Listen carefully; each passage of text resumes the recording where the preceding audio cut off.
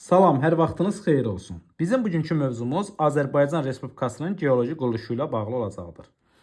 Bildiyimiz kimi Azərbaycan Respublikası Avrasiya və Ərəbistan tavalarının toqquşması nəticəsində indiki Böyük və Kiçik Qafqaz dağlarının yerində adalar yaranmış.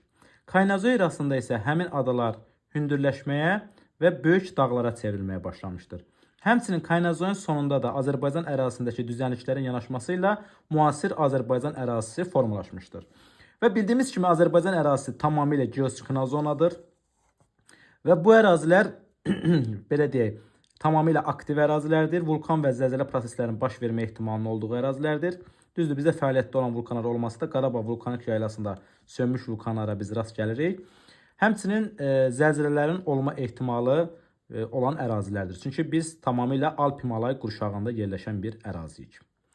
Azərbaycan Respublikasının ərazisi 5 tektonik zonaya ayrılır. Bu tektonik zonalara Ön Qafqaz çökməsi, Böyük Qafqaz qalxması, Kür çökməsi, Kiçik Qafqaz qalxması, həmçinin Orta Araz çökməsini biz aid edə bilərik. Gəlin ilk öncə Ön Qafqaz çökməsinə baxaq. Ön Qafqaz çökməsinə biz diqqət yetirsək, Ön Qafqaz çökməsində Samur dəvəçi ovalığı, Şollar düzü, həmçinin Qusar maili düzənliyinin bir hissəsi yerləşir. Bir daha qeyd edirəm, Şollar düzü, Samur dəvəçi ovalığı və Qusar maili düzənliyinin bir hissəsi yerləşir.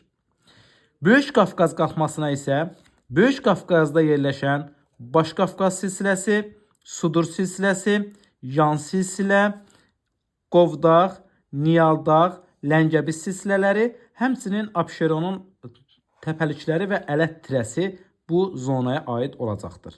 Demək, bir daha qeyd edək, Baş Qafqaz silsiləsi, Yan silsilə, Sudur silsiləsi,